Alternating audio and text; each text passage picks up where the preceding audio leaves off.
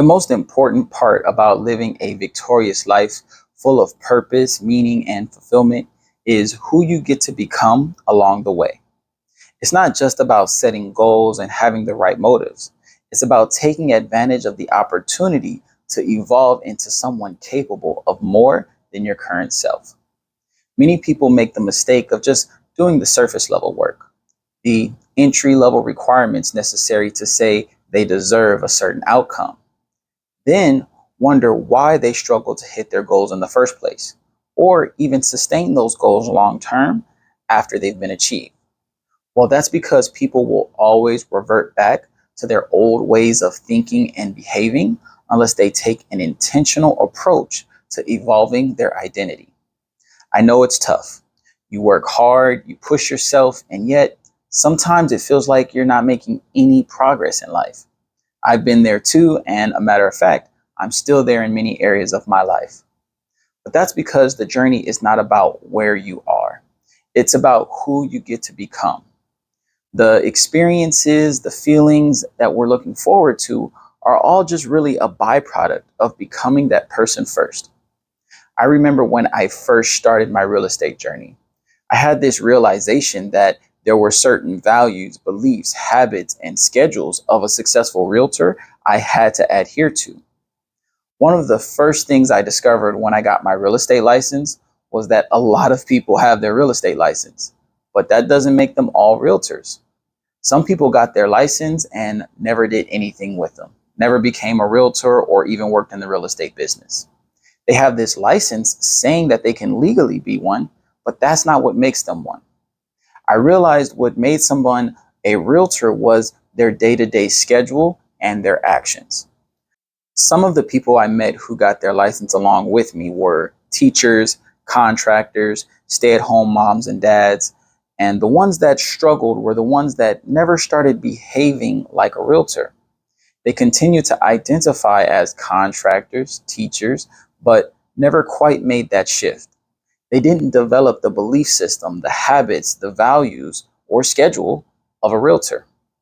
So today I'll share with you some strategies and tips on how to actually begin to make this shift in your identity, to become the person who easily lives their desired life. But before we check those out, let's take a moment to reflect on some powerful quotes that really give the blueprint for transforming our lives long term. Have you actually heard of any of these quotes before? Jim Rohn said, "Success is not pursued. It is attracted by the person you become." James Allen shared with us, "You do not attract what you want. You attract what you are." Wayne Dyer said, "You don't get what you want. You get who you are." And one of my favorites by Brian Tracy, "To achieve something you've never had before, you must first become someone you've never been before." What all of these strong quotes do is highlight the fact that you must first become the person, and then the benefits will be attracted to you automatically as a byproduct. So become the healthy person first, then you'll get the fit body.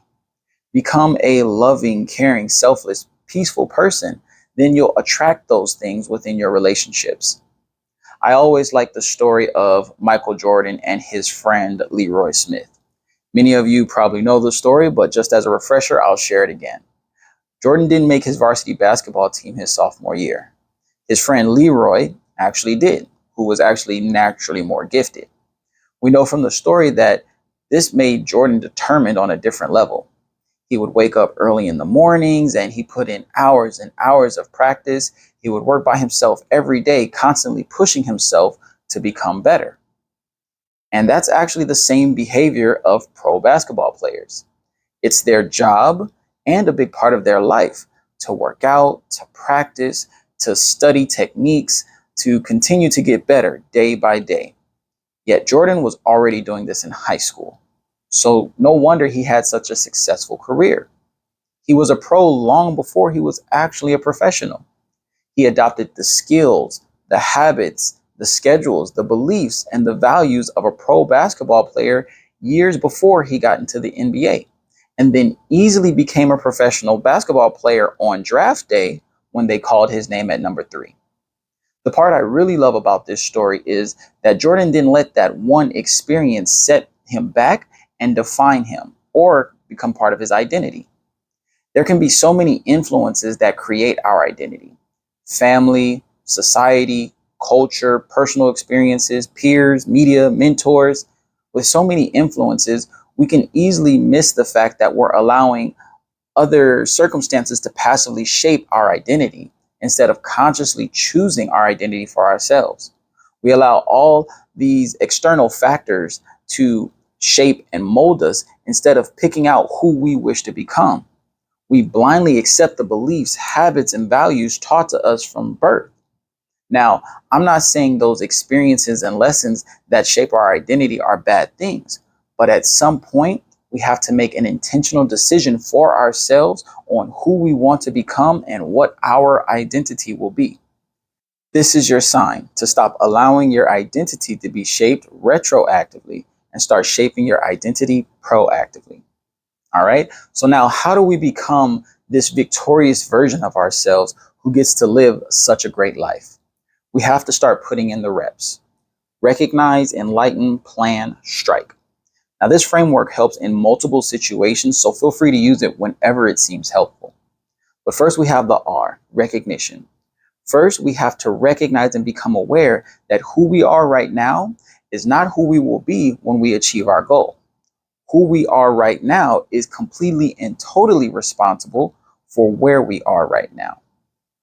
Then we have to start recognizing the habits, values, beliefs that we currently have that are essentially standing in the way between where we are and where we wish to get to. Next, we need to enlighten ourselves on who we wish to become. Look to your role models, your mentors, the people you see exceeding in that area of life you want to improve in. You can read biographies, ask questions, study schedules and traits. Matter of fact, do this with multiple people. That way you can start seeing the common traits, habits, beliefs, and skills of people succeeding in that area of life. Also, you want to do a little personal enlightenment as well. Imagine yourself living that life you wish to live. What type of beliefs, habits, and values would you have in order to live that life? What type of traits do you currently have that will serve you in living that particular lifestyle?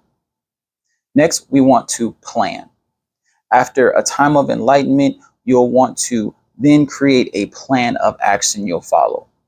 How will you go about becoming your victorious self? Now, there are actually many ways that you can implement different plans into this process, and I actually encourage you to be resourceful and come up with a system that works best for you. But here are a couple tips from my system that I like to share. 1, focus on one aspect at a time. Nothing will kill your momentum more than overwhelming yourself with trying to change too many things at once. 2, create positive affirmations for yourself. That way you have something habitual you can add to your mornings and your evenings so you can stay focused. 3, brainstorm on how this trait will look in every area of your life. In order for a new skill, habit, or belief to become part of your identity, it can't be something you just do sometimes. It has to be something you do all the time in every situation where it's beneficial. For example, if you want to be more patient with your significant other in your relationship, then how can you be more patient at work or with servers at a restaurant or in a traffic jam? Applying this new trait in every area of your life will not only solidify the trait as part of your identity, but also speed up the process of you becoming that person. Another tip I like to suggest is to reflect daily. Look back on your day and journal about the opportunities you had to practice patience. Celebrate the moments you caught and mentally play a better way of handling the moments that you miss. This way, the next time you run into a similar situation, you'll already be prepared. And finally, strike. Take action. You know which traits you get to remove and which you get to add. So focus on implementing the plan and creating the identity that serves you best day by day. All that's left is to repeat this process as many times as needed. And this is the process you hear so many successful individuals telling you to fall in love with. Once you decide to commit your life to this process and enjoy it, you'll continuously be growing and enjoying your life on a new level, no matter where you are in your journey. So do me a favor, drop your thoughts, questions, and concerns in the comments section below. I really appreciate the feedback. It helps me grow as well. I hope you found this information valuable, and if so, make sure to go ahead and smash that like button, subscribe to the channel. I'll definitely be coming out with more valuable information to help you continue growing and living a victorious lifestyle. Now, go take advantage of all the opportunity life gives you to grow and have a victorious day. Peace.